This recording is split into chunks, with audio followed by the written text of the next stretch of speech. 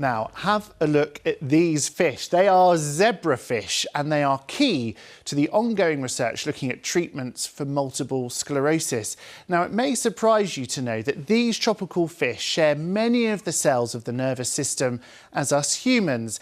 This includes myelin, a coating around our nerves, which affects how we speak, how we see, and how we walk. For people with MS, that coating has been attacked by the immune system. The fact that these fish are transparent means that scientists can study how the nerve network protects itself. The fish are also known to respond to drugs in a similar way to humans too. More than 150,000 people in the United Kingdom are thought to be living with multiple sclerosis. That's roughly 1 in every 400 people. This year, MS Centre Dorset is celebrating its 40th birthday. The centre in West Parley has been described by users as a home from home and a lifeline. I went along to see what they do. First thing in the morning and I'm out on the roads with Colin. He's one of the team of volunteers who drive these much needed and valued minibuses. First stop is Barbara's house. My name is Sparkly Barb because of the jumpers I wear. I've always got a bit of sparkle in.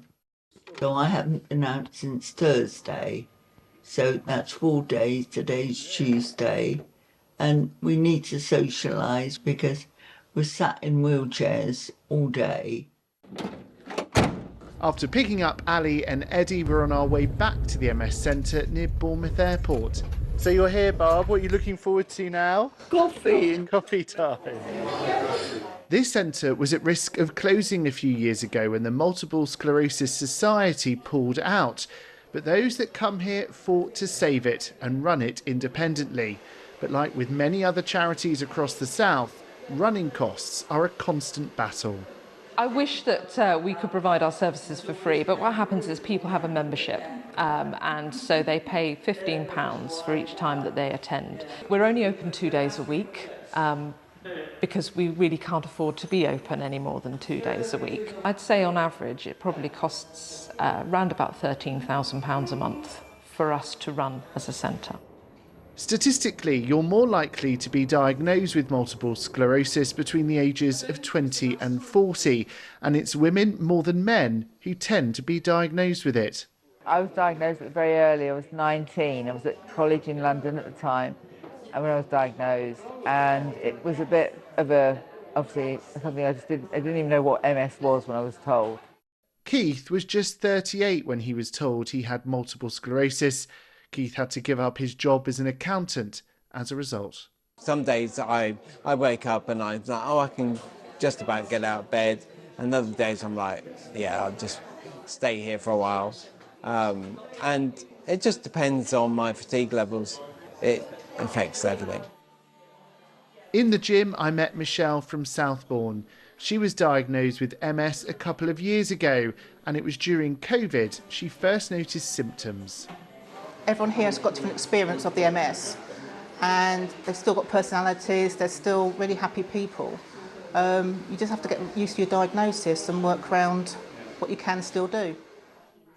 At the other end of the gym, I caught up with Sparkly Barb and her friend Carol. They're using this standing machine which helps with bone density, circulation and stamina. Sadly, this disease has got to us. So coming here and trying to stand and trying to do things, and trying to keep abreast of this creeping, dreadful illness is important to us. The MS is destroying all our cells.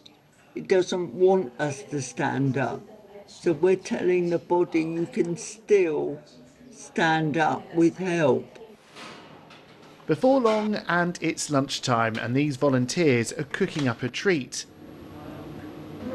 Up until recently, there's been a grant to supply lunches here, but as of this month, that grant runs out, and members will have to foot the bill. Living as a disabled person is more expensive. Everything is more expensive, unfortunately. We've had to raise the costs for our members. It's something that we don't want to do in order to continue to be viable. Here's the bus. Before long, and it's time for Barbara to head home in the minibuses. This really is a home away from home for many. Back on Thursday then with something sparkly to wear, Barbara. Yes. If the sun's out, it'll be a t-shirt that sparkles. So I like to think I bring a little bit of va-va-voom.